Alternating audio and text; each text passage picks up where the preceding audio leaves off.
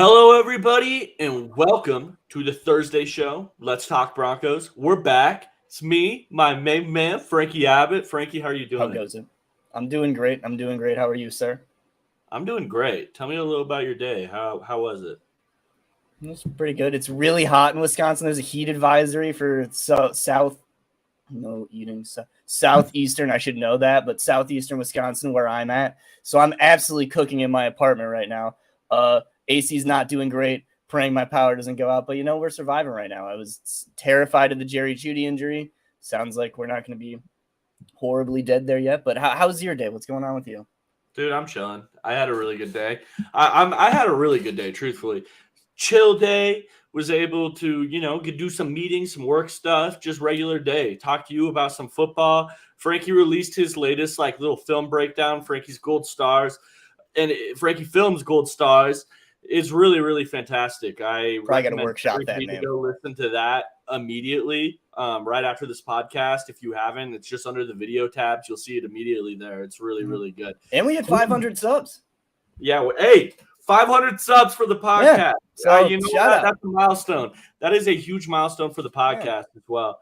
But let's get into the topics today, Frankie. Jerry Jeudy, he went down with a hamstring injury. It looked massive at the time. He got carted off the field. I was sitting there freaking out. We were in the group chat, the Let's Talk Broncos group chat. All of us were freaking out.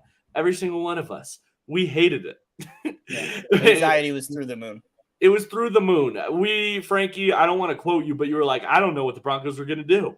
That was the vibe. It really was the vibe. Now it has come out that he isn't out for the whole season. He might even play week 1, but it's very questionable. When people say very before questionable, that probably means he's not playing week 1. Mm-hmm. That's the way I'm reading it right now. He might not play week 2. Those hamstrings, they linger. But can you give me your reaction on that? Just what were your initial reactions? I said it a little bit. And then just what do you expect from the Broncos? Man, it just absolutely sucks. Obviously, it seems like Judy's going to be okay. I'm super excited about that. But, it sucks because it's a hamstring. That's something that lingers throughout a season. That's something that, NFL players are never at 100% once the season hits week 1. But that's something where, he won't ever really get to be at full strength probably. If that gets re-aggravated at any point, that could end up costing him a week or two. Where it just sucks, I think we were all very excited to see what Jerry Jeudy could do this year. Finally having an offensive mind in Sean Payton that knows how to use him properly. Hopefully, Russ has been looking better, and we've been pretty excited about that. It seemed like the stars were aligning for Jerry Jeudy to finally have that breakout season we've been waiting for. And, just one more bump in the road. Hopefully we see him right back. But, yeah, just shitty, Dude, it's super shitty. Jerry Jeudy, I thought was going to – and I still do, honestly. It's – it's one of those situations where I think he's going to have a massive year still. I really do. I am over the moon about where I initially thought it would be to where it is right now. I think that it's awesome. It's fantastic news that it has recently come out and that it's not this huge season-long injury. But the wide receiver injuries just keep stacking up. And that's the main point here is what do the Broncos do? Jalen Virgil also suffered a season-ending injury, man. He's on IR. And, yeah, do you think that Jalen Virgil was going to be a guy that made the roster, though, Frankie? I'm not sure. That final play he made, literally the play that he got hurt on, made it seem like he was kind of going to launch himself into that possibility of making it. But, he was going to be one of those fringe guys. But, the thing about losing him and Jeudy is, those are both, very good vertical threat options that, Denver doesn't necessarily have a lot of. They look to add that this year by bringing in guys like Marvin Mims, who's also had hamstring injuries of his own. But, it's just it's tough losses all around for an offense that kind of needs to be able to force teams to not pack so tight. And they just haven't really been able to do that in recent years. And a lot of their injuries that are happening are kind of limiting them this year too. Yeah. Who do you think – I want to get straight into this and we can get back into the news after it. It just makes too much sense going straight into it. How worried are you about the wide receiver room to this point, Frankie? It's weird because I'm worried, but then I look around the league and I look at some of the other receiver rooms and I'm less concerned. I would like them to add more bodies that I think can be good going forward, but there just aren't many of those guys available. Yes, there are, I think, some Band-Aid options I think they could look at. But as it currently stands, I think, this isn't obviously the same preseason with how cuts are taking place. So I think once that big wave of cuts happens, we obviously saw the Cardinals kind of moving some guys today. We're going to see some moves like that over the coming days as teams kind of have some veterans that are getting beaten out by these younger guys. And I think Denver's best suited just kind of waiting until that happens before kind of making any drastic decisions. Because when we talk about the names, I mean, we'll get into some of them later, that they could trade for, or I think will be candidates that we might hear swirled around, and some that even were swirled around today. I just don't think they're that massive of upgrades over some of the guys they have, such as as crazy as it sounds, guys like Kendall Hinton, something we'd like to see out of Brandon Johnson. I don't really think some of the guys we'll mention later are that big of upgrades over that guy, over those guys. What do you think they should do? I don't know, man. I feel like, so I would pick up somebody in free agency if there's someone you really liked out there. At the end of the day, just make your team better. That makes sense. Now, what I'm not willing to do is trade draft picks for a wide receiver. Yep. That's just something I'm not willing to do. Unless that guy is going to stick around for a really long time, and I know that even when I'm in my Super Bowl window, I can go and get that. And that guy can be productive for the Broncos. The Broncos aren't in a situation where you should be trading draft picks for, 9-year vets at this point. They're not in a Super Bowl window. They're not right now. Russell Wilson and the Broncos and Sean Payton and this entire team has to prove something before I put them in that category where it's go out and trade higher draft picks for wide receivers. Mm-hmm. They do. They have to look like a piece away. Yeah. Question, because this is something that I've been considering. We kind of saw this with the Josh Jones trade that the Cardinals did with the Texans, where we just saw them not trade away a pick, but more so move back in the draft to kind of gain an asset. I think they moved from the 5th round to the 7th round. How would you feel about something like that? Is that something you'd have any interest in? Because I still don't really think so, but I'm sure there are other people that would be like, yeah, I mean, if they only want to move down 60 spots, but they end up having a piece that can kind of help us figure stuff out this year, that could be an argument. What do you think? Yeah, well, I would look to do that, but I would look to do that even if Jerry Jeudy didn't get hurt. I don't look at those type of moves. Those, hey, I'm falling down 60 spots from the 5th to the 7th round as game-changing, we're going all in on this year moves. That's not why you make those moves. It's not. If somebody's valued at a 6th round pick, which, right in the middle there, meet me in the middle between round 5 and 7, chances are you're not very great. That's really the situation there. I would look to do that if I were a coach and I said, hey, maybe this is a player I just value more than this other team does. That's when I would do that. And that's all the time I would make moves like that. If I were just I have more faith in this guy than this other team does, I'm going to make the move. That makes perfect sense to me. What doesn't make sense to me is going out and trading round 2, round 3, round 1 picks for wide receivers. That just doesn't make sense. The 5th, 6th, 7th round picks, I'm willing to move around and flip and change because, all of it sounds great. It's like these picks are thought of as, you just look at it. Okay, I don't want to trade a pick. And then you get to the board and you start realizing, I would probably rather have the player this player that was drafted in the 2nd round 3 years ago. It really is. It turns out to be that way all the time. I mean, Sean Payton was traded for a round 1 pick. All of us were freaking out over it. And what happened? When the Broncos could have been selection was up, there wasn't a single player on the board that I thought that I wouldn't trade Sean Payton for straight up.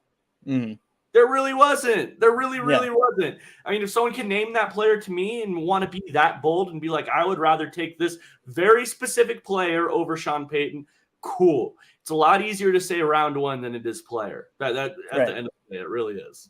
Well, I think a lot of the guys we're talking about kind of I don't think their value is high at all. So let's go through some of these targets. So Traquan Smith, Hunter Renfrow, Marquise Brown, Rondale Moore. Those are guys I think that are possible targets. They're kind of very specific guys. Traquan is, just it's almost a meme at this point that he is going to end up on the Broncos. Renfrow, I think, is a possibility for the Raiders. He's been rumored to get traded to the Jets possibly. And then the Cardinals just seem to be absolutely burning it down. They're throwing everybody out the window. So if Marquise Brown or Rondale Moore, who, I mean, a big thing they're losing in Jerry Jeudy is, I think, a downfield threat and a separator. I think they would kind of be able to fill that role well, even though I will say they're kind of similar glass-like players and very specific role-filling players. So any of those guys you think you'd have any interest in for like a 5th rounder, maybe a 6th rounder or something like that? I think Renfrow will go for more than that. I think he's coming off a pretty down year. He is coming off a down year, but I wonder how much of that is because of the Davante Adams trade. Like when you look at redundancy and where they both win, it's super redundant between Renfrow and Davante Adams. I think a lot of that had to do with just, hey, we have this number 1 wide receiver, Renfrow. You're going to have to go sit your butt down for a little bit. That I really do think that. Like when you're looking at Davante Adams wins a lot all over the field. Like he's literally cutting into Renfrow snaps. It's just redundant styles a little bit there. Renfrow is the player that I think that if you traded for, though, Frankie, you have an opportunity there to win the trade just in the grand scheme where it's you could look a year down the line and be like, he's worth more now than he was last year. So that's one. I think Rondale Moore, the idea of Rondale Moore is always super interesting. I mean, him coming out of college, he was one of the more electric players I have watched play college football. He really was. He has a running back build. He's super small, but he's like built. His thing is injuries. Still extremely, extremely explosive. These other 2 guys, not really interested in. Marquise Brown, more name than it is actual production. And Traquan Smith is just both. Like he doesn't have name or production. I think I'm good with Rondale Moore, Hunter Renfrow if the price is right, but it would have to be right. Like I'm not desperate making a move for the Broncos right now, Frankie. Yeah. No, I completely agree. Where I'd say it's funny talking about Traquan Smith. Someone asked me who Traquan Smith was today, and I thought I gave a perfect comparison. I said he is the Saints' Kendall Hinton. I think he's a fine receiver to be your 4th, maybe 5th option, but he's not a guy you really want to be your number 3 or number 2. And that's a perfect reason why, like, it's not worth it to, I think, go trade for any of these guys. I think, when we talk about a name like Marquise Brown or Rondale Moore, if Sean Payton really has a distinct vision for how he thinks he can use those players, fine. But they're so limited, I think, in what they can do for you on offense that I'm not really too interested in bringing any of those guys in. And I don't think any of them really raise the floor or the ceiling of this offense that much, especially when we talk about availability concerns for some of these guys. It's just not something I'm terribly interested in. So what about free agents? You wrote down a couple here. I'll give you credit. You definitely did. Olabisi Johnson, Brian Edwards. Would you look to pick any of those guys up in free agency, or would you just still roll with the guys you have? I'd have to look at the tape. They were just kind of some names I checked out there because I saw them available and they've been productive before. But I'm not really too sure. I think Olabisi could kind of fit the role, but I think he's more of like a regular X receiver, if I'm not completely mistaken. So I'm not sure if he's really kind of the type of target they'd be looking for. Brian Edwards could be interesting, but I'm curious why he's available, and I'm sure there's kind of something there that just he just came off his 3rd team, which is scary. Like this is a player that was really highly thought of out of South Carolina.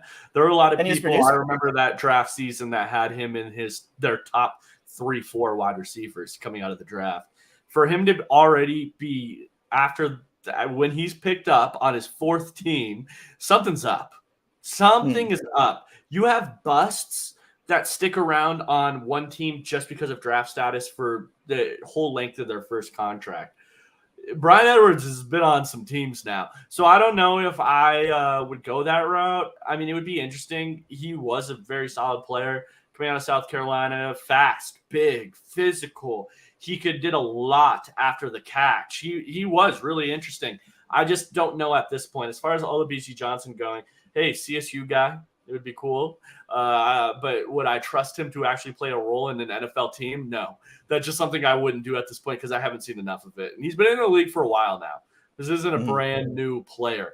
So I think I'd pass there. But cut day candidates is another thing you wrote down here, Frankie, as far as some guys that could be cut and the Broncos could pick up. Is there anybody that stands out to you?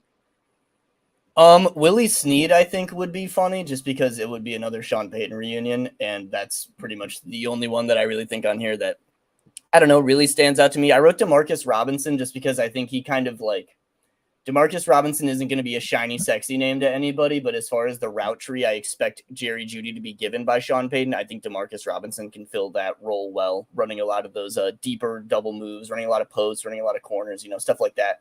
So only those kind of couple names. I have Colin Johnson on here as well, who was a fun player in college, but not really anybody I'm too hyped up about. But I'm sure George Payton has a different list of names than I do, and hopefully they can kind of find a different guy to kind of rotate in. Yeah, Colin Johnson, true X wide receiver, man, huge, physical. It's big. He's massive, man. Colin Johnson is a big dude from the University of Texas. I think he was drafted by Jacksonville initially. I don't know, was he just cut, or no? These are cut day candidates. Is he still coming from Jacksonville? Do you know? I can't. I would like to say so, yeah, because I'm pretty sure there are only a few teams really and I think that's a big thing I want to kind of emphasize here for people watching. I think he was on the Jaguars, yes, because they were one of the few teams that had a bloated receiver room. There are not many teams that are oh man, we're having a battle at our 5th, 6th spot. A lot of teams, yes, they're looking for guys, but there aren't really any standouts. The guys who are available, Laquan Treadwell is someone I was to say, he's available for a reason, this dude can't create. When I talk about, man, Denver needs to find it. If they, this doesn't seem like it's a concern because Jerry's going to be available, but if they need a guy who can create separation, Laquan Treadwell is the opposite of that. So I would prefer them to go a different direction than that route. Yeah. I think if you were looking for a big slot option, Laviska Shenault makes some sense. I think he's just so one trick pony at this point, and I hate to say it because I love him. I love Laviska Shenault. You can go back up, look up my tweets. If you look up Laviska Shenault at JR Drafts, you're going to see a ton of hype. I love Laviska Shenault, and it wasn't a biased thing. I have been anti-CU players for a little bit, but Laviska is a guy that creates a ton after the catch. 10 out of 10 in that area. I would say 3 out of 10 in almost all the other areas. He has good hands. He can do stuff like that. Separation-wise, though, that is where it becomes an issue. He's a running back is really what he is. He's a running back. You throw screens to him. You do stuff like that. He's good for an explosive play every single year. It's just how consistent can you be having a guy like that on the field is the main thing. And Frankie, I guess if you're pegged on, hey, I need a separator, that's not going to be your guy. You wrote down Wan'Dale Robinson as well from the University of Kentucky. When he came out, another really highly sought after player. I always think of KJ Hamler a little bit when I think of him. Kind of in different ways. Wan'Dale, like Laviska, just in a completely opposite way. Really great yards after catch. Not as I don't think he's as good as a route runner as KJ Not as Hamler. Talented before the catch. As talented before the catch. I think more talented after the catch than KJ, though. Right. And I mean, when we talk about these guys definitely they have some talent. I just don't think that they offer you more than say you end up having to give Taylor Grimes or Brandon Johnson or Marquez Callaway or little Jordan Humphrey. So you have to little Jordan Humphrey. So you have to toss them those extra snaps. I don't think you're losing too much not having these other names take those snaps.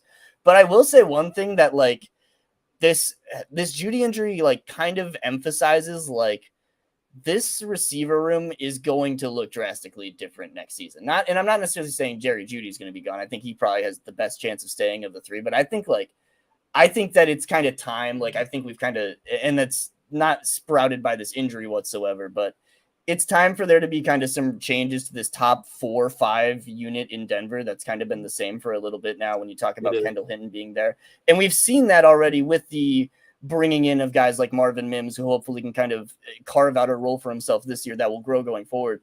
But it's just this team kind of needs to start making some changes at receiver. And that just kind of seems to get emphasized more and more every week.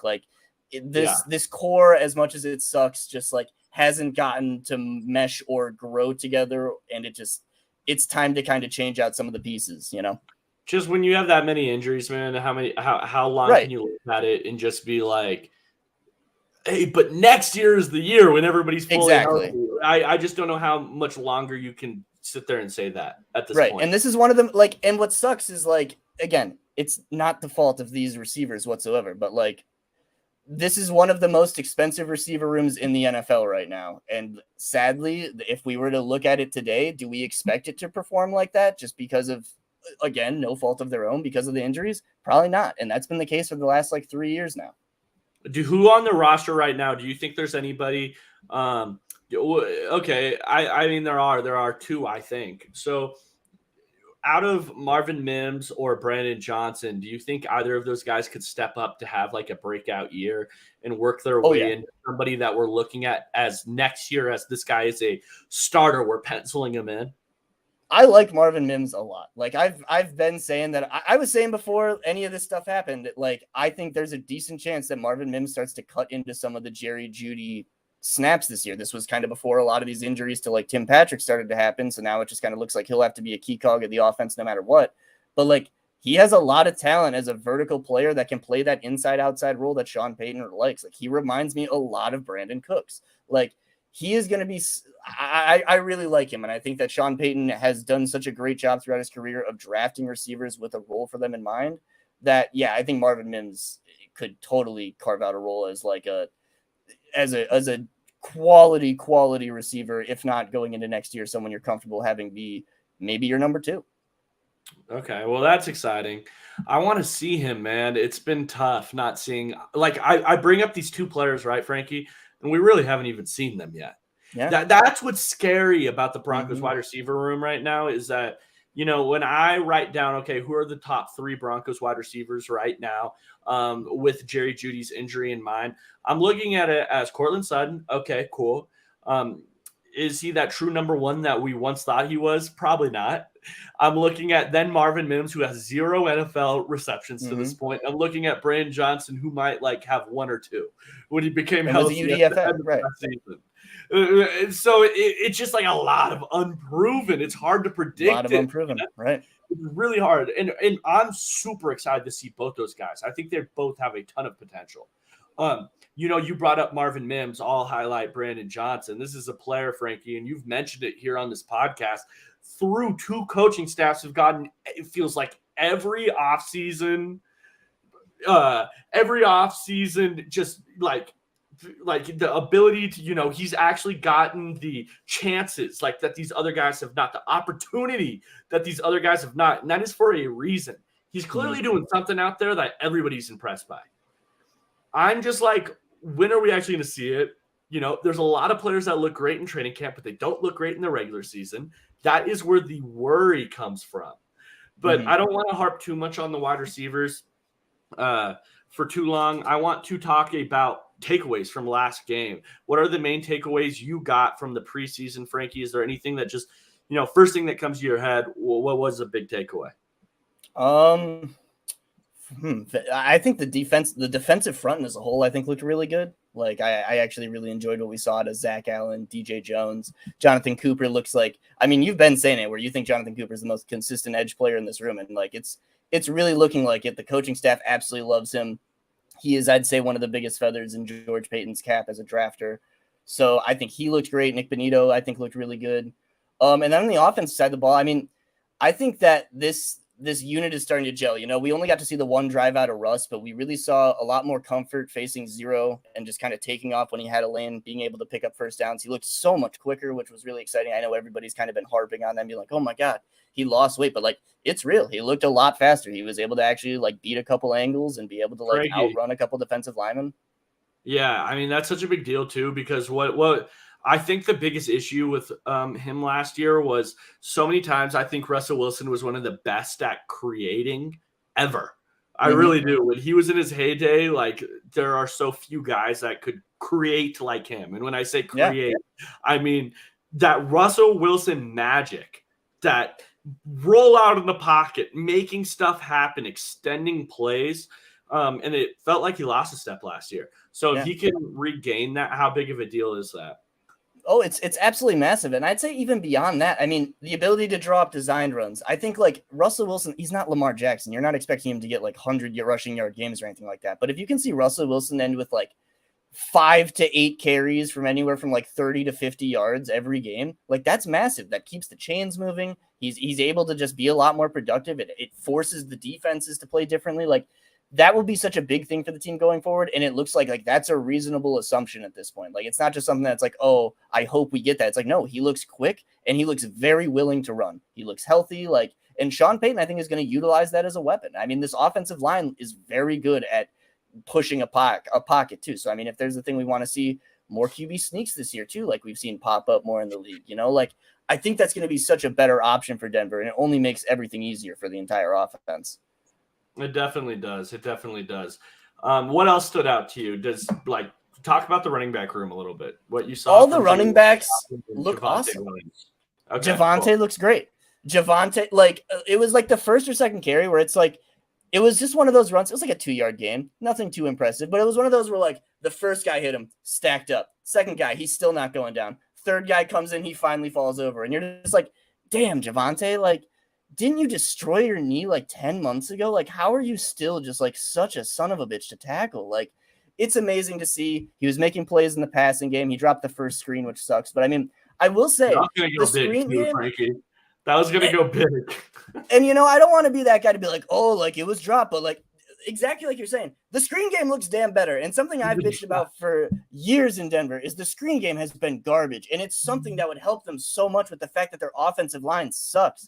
Dude, being able to like stop the blitz from coming at you a little bit by hitting them with different screens. It's like taking that out of your handbook. It's like, Jesus, like this team is running out of options. Like, so yes, I think that drops suck, but I think being able to see that it's been getting set up, and it's been getting set up pretty well all preseason. I think we saw the tight end screen to Dulcich. There's been a few that I think actually look pretty decent.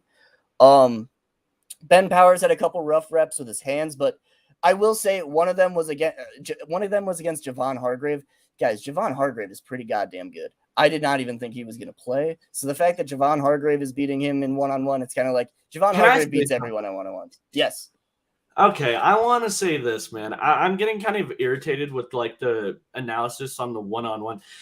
Frankie, have you ever seen a tweet or anybody say, I don't want to harp on the preseason, and then them not harp on the preseason? Exactly. Yeah, we've never seen it. That's the most undefeated thing ever. If somebody says, I don't want to harp on this, and then immediately it's going to be harped on. Mm-hmm. Let me tell you something about the preseason. These players do not know their individual matchups. That offensive line, especially, this is a big deal. Who am I playing? What are their tendencies? Well, like, if I'm playing Yannick Ngakoue 1 week, you're damn right I'm preparing for the cross chop. Like, this is something you really have to prepare for at offensive line. Your individual matchups. Okay, I might be matched up with this player, and this player.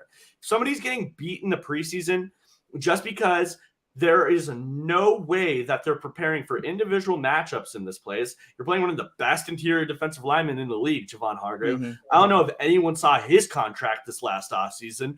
Crazy stupid.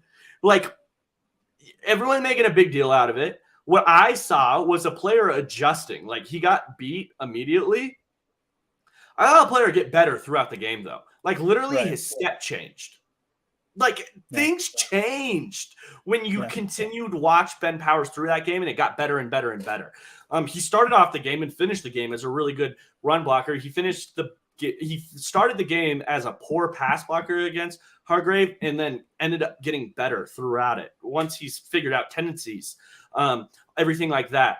I get irritated with people's one-on-one matchups when it comes to the preseason. I'm looking at more at, like, do they know what they're doing out there? That's my takeaways in that. Like, it's a lot. Of course, I would rather have seen Ben Powers play better from the beginning and finish really great too. That would have been fantastic. Didn't happen though. And guess what? I'm not going to be freaking out over it. I'm going to be freaking out if that's an issue week 1. That's when I will freak out, because everything was set up for you. You know who you're playing. You know all of that different type of stuff. Now it's go out there and perform. Right now, though, not a big deal to me. Yeah. Well, I'd say such a big thing, too. And I mean, you mentioned it is like, I mean, Ben Powers, like people are going to like Ben Powers is a very good run blocker. And he's kind of like, he hasn't really had a ton of experience doing like pure pass blocking because he played for the Ravens, which is obviously one of the most unique offenses that doesn't really play on the same, playing field as other teams.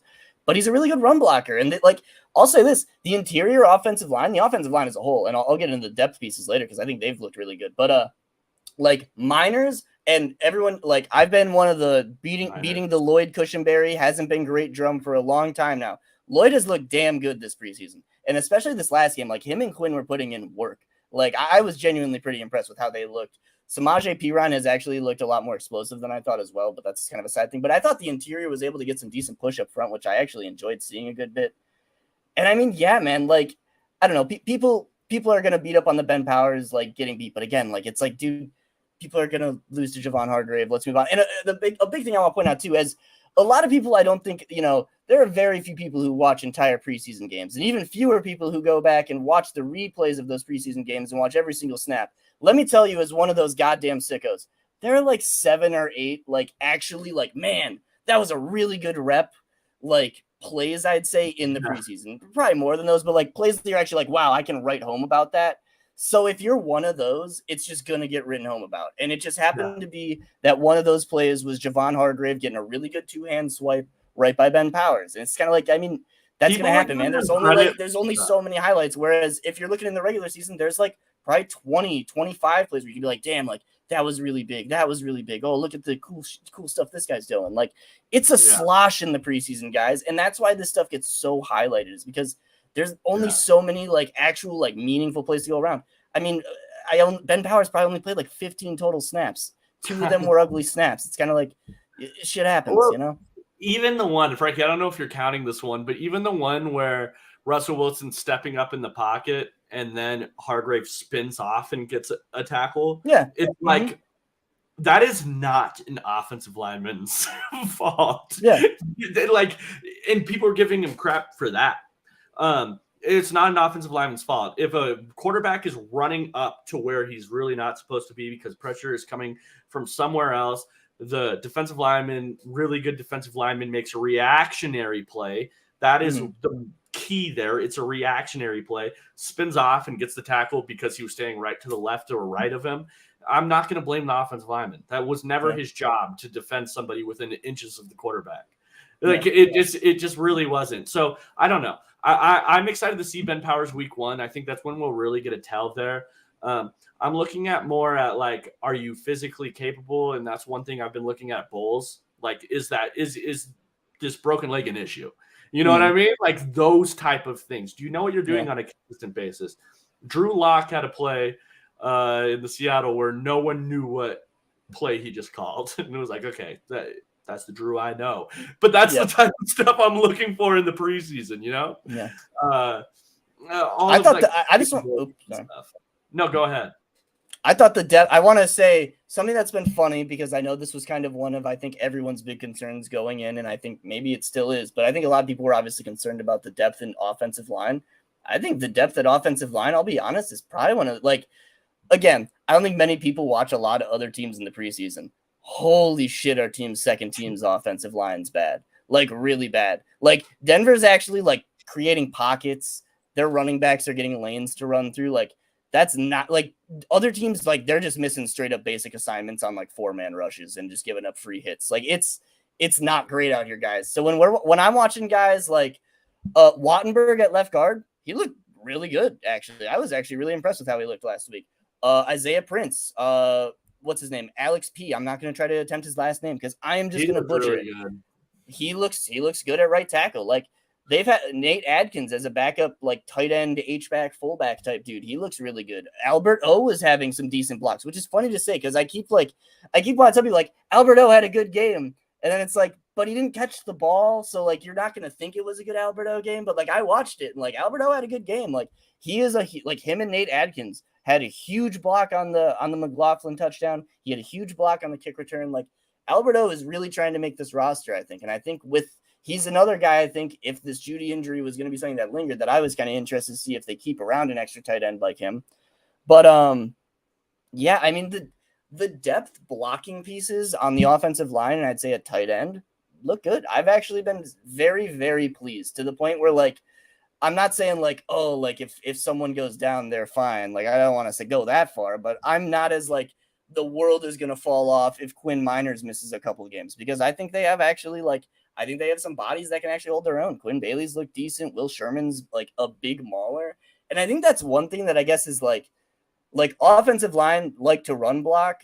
And like, that's a thing that's a bit easier about this scheme is like, they're going to be run blocking a lot and running gap and stuff. Like if you just get some maulers out there, like, I think having that is a lot easier to find than trying to find these zone guys that are like these skinny technician athletes. I think they can kind of find a bit better crop of backup players that can fill in these roles for them than they could when they were trying to run more of what Hackett was trying to run last year. I don't know if you feel differently. You obviously, I think you played some offensive line, you said. Yeah, for sure. But like, I agree with you, Frankie.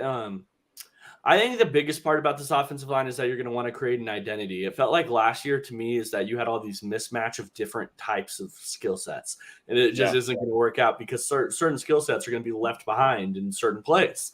Like, you know what I mean?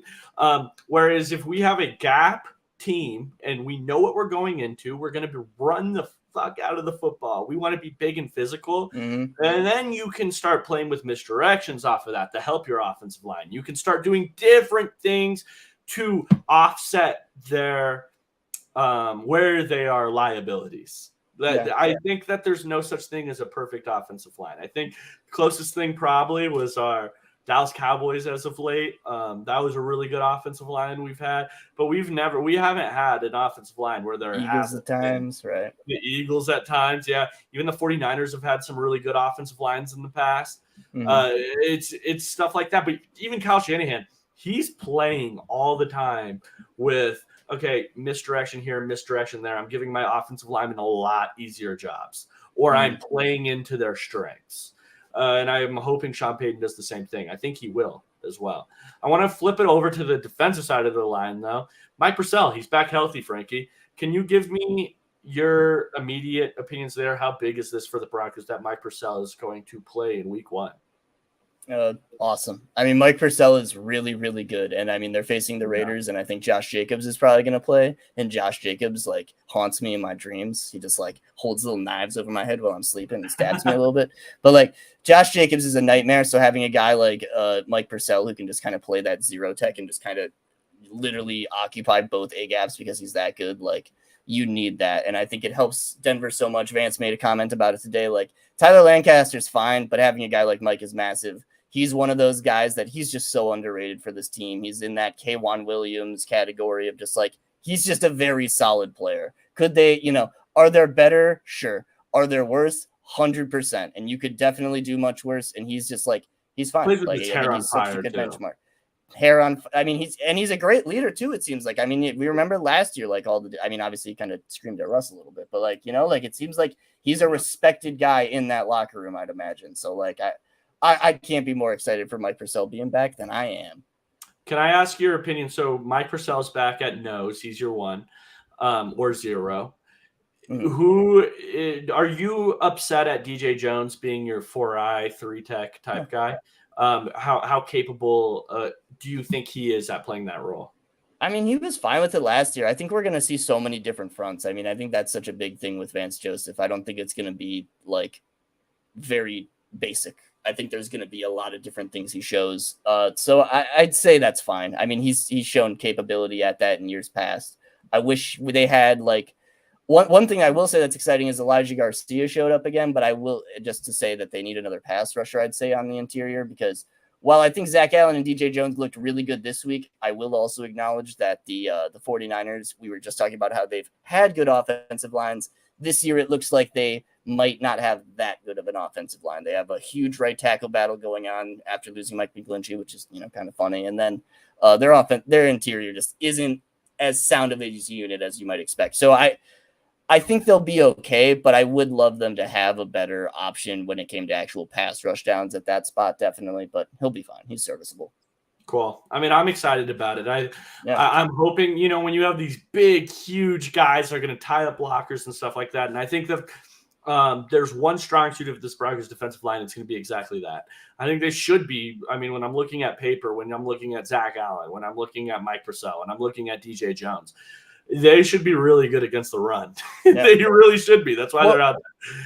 Yeah. And just to follow up on that a little bit, I mean, I've mentioned this before, but I think that's such a good marriage between them and Vance Joseph, because Vance Joseph's like, I think a lot of people are like worried about Vance Joseph because it's the game against the Chiefs last year and they think the pass defense is going to be bad. Like, I'm not worried about that too much. Vance Joseph has, like, throughout his career, his defenses have always done really well, EPA and DVOA wise, as far as passing the ball goes.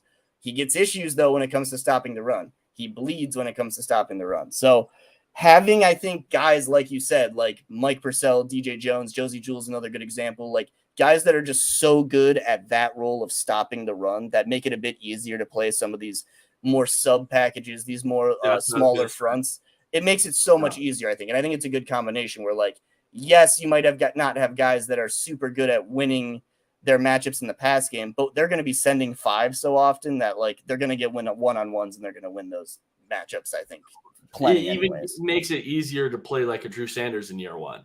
Yeah. When you're Vance Joseph and you want to send all these blitzes from your linebacker. Oh, Drew Sanders is going to eat.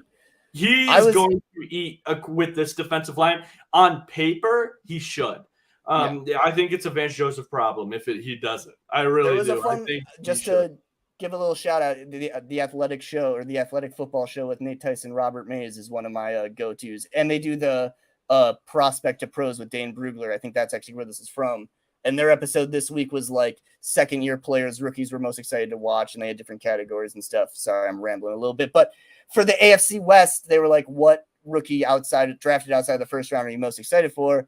And they were going on and on about how Drew Sanders is such a good fit. They were shocked how he felt. Like, he really offers such versatility when it comes to being able to go backwards. If he can unlock the ability to actually, like, cover or play in space, like, the sky's the limit for him, and he makes so much sense in this Vance Joseph scheme. So it's definitely known around, or a little bit around the media world, like, Drew Sanders is going to be a good player this year. And I think, I mean, there's a good chance he could end up like starting, honestly. I really think it only possible. Takes, you're totally right. I mean, he's going to start. I think he'll be in on sub package. Like, there will be many packages. I mean, they've already said that. Like, there will be so many packages on third downs they unleash where it's just a fresh Drew Sanders sprinting at a right guard and destroying him. And it's going to be very fun to watch.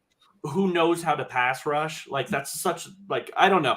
A lot of linebackers just run straight when they're at the blitz. And he's got great Drew Sanders. Drew Sanders is the edge converted linebacker. He knows what he's doing when it comes to getting to the quarterback. Like, he has an understanding of that.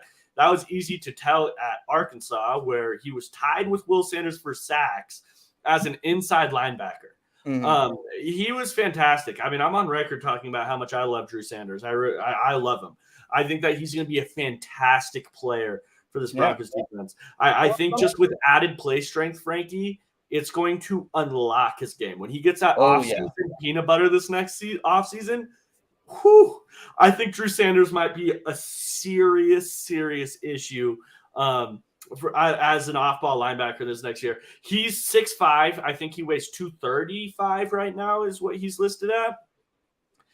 Here's the thing. When you're 6'5", 235, that looks a lot leaner.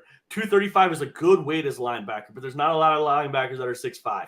A lot leaner on that body. I think that with more weight, more play strength, he's just going to be a monster. Because he's got to ask Quinn how he threw on 20 pounds. Exactly. Yep. He's not afraid of like going and attacking a upfield blocker. He's not afraid of like trying to really get off good of at him. it. He is. His only issue is sometimes that initial contact. Because he's 6'5", he's playing high.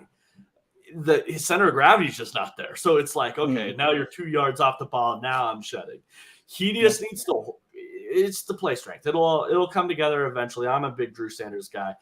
Quickly, I want to touch on the next game, and then we're gonna sign out here, Frankie. Wait, let me say one last thing because we got Brett Mayer went 4 for 4, which I'm hyped about because are the best accusations gone?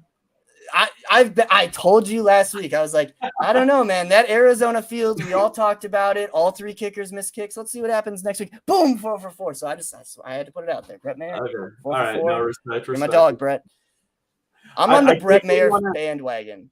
You're on the Brett Maher bandwagon. And I'm the on Ben the Simmons. Brett Ben Maher Simmons could be a solid role player in the Yeah. NBA too. I've been on that bandwagon for years as well. Respect. I like it, Frankie. Frankie with the kicker takes. Hey, you can only find it here. Quickly on the next game, Rams. We got a little practice with them in this week. I want to just ask you, and then we'll sign out here. How do you expect the starters to play, and how much if they do?